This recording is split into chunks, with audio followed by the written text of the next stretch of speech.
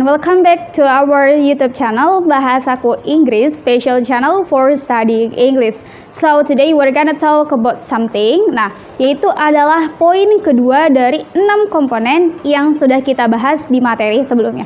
Yang kedua itu ada namanya morpheme, ya, morpheme. But as usual, before discussing so far, don't forget to click like, comment, and subscribe, and the notification below, cause we will give you more video.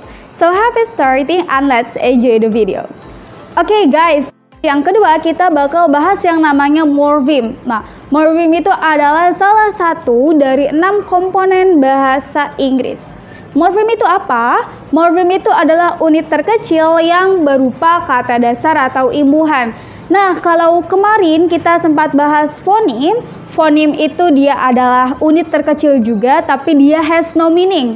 Dia tidak punya arti, tidak punya makna, tapi kalau morpheme dia berupa kata dasar atau imbuhan.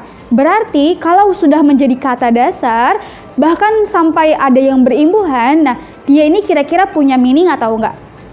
Of course dia punya meaning. Oke, nah kata dasar atau imbuhan. Oke, nah morpheme sendiri dia terbagi menjadi 2. Yang pertama ada free morpheme. Yang kedua ada namanya bound morpheme.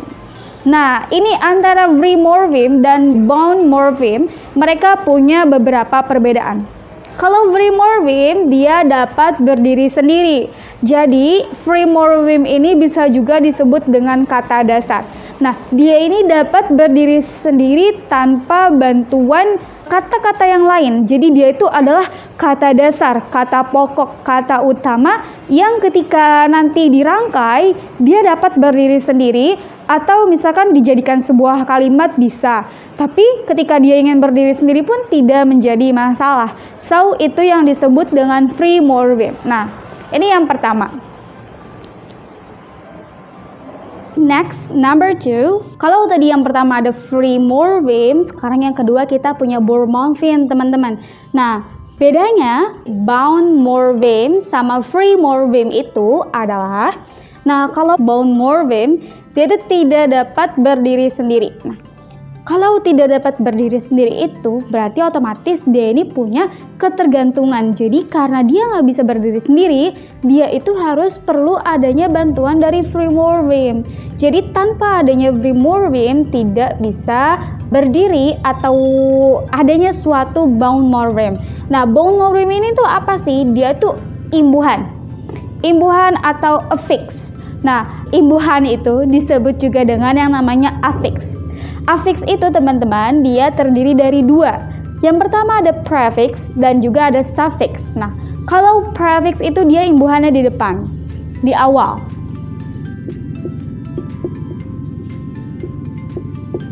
Sedangkan suffix dia ini di belakang. Nah, jadi teman-teman, kalau prefix itu in front of the word, jadi dia itu di depan kata. Tapi kalau suffix dia itu behind the word, dia itu di belakang kata.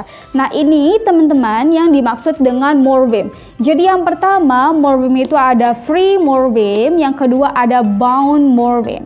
Kalau yang free itu dia dapat berdiri sendiri atau kata dasarnya.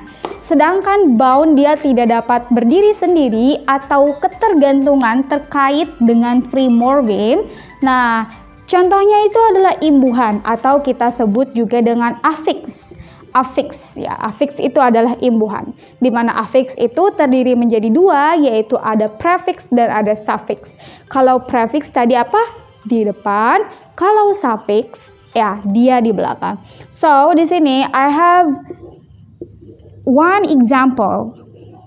Jadi Miss punya satu contoh.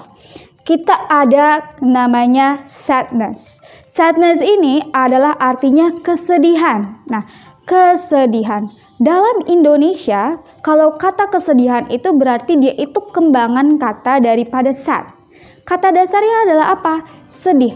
Kesedihan, kata dasarnya adalah sedih. Nah, sedih atau sad dia dapat berdiri sendiri, yaitu kita sebut dengan free morpheme. Sedangkan ness-nya di sini, nah dia ini salah satu contoh dari yang namanya tadi affix. Nah, berarti dia ini prefix atau suffix.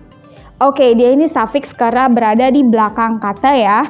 Nah, karena dia berada di belakang kata atau dia ini adalah imbuhan, seperti tadi, definisinya ini dia tidak bisa berdiri sendiri. So, that's why, nah di sini dia perlu bantuan dari kata dasar.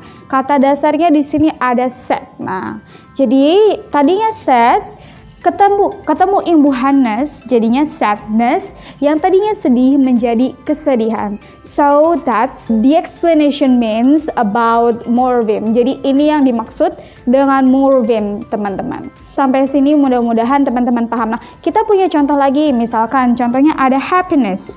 Nah, happiness juga ini kan happiness belakangnya. Nah, happy-nya ini dia adalah free morpheme atau kita singkat dengan ABM. Sedangkan ness-nya ini dia adalah bound morpheme. Nah, bound morpheme tidak akan bisa berdiri tanpa adanya free morpheme.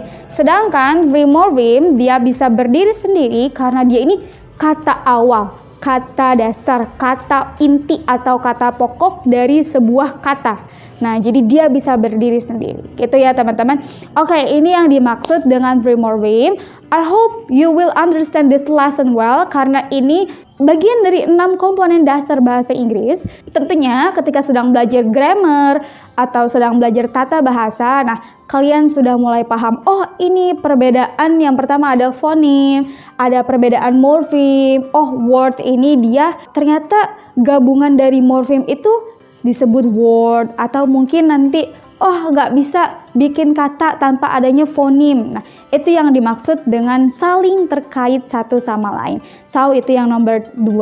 Next video kita bakal bahas yaitu word. Oke, next video kita bakal bahas yang word ya, teman-teman. Kalau teman-teman punya pertanyaan, bisa banget nih ditanya di kolom komentar. Nanti kita bakal discuss bareng-bareng. See you in the next occasion. I feel enough. Still with me, Miss Juja. Stay on Bahasaku Inggris. Bye-bye.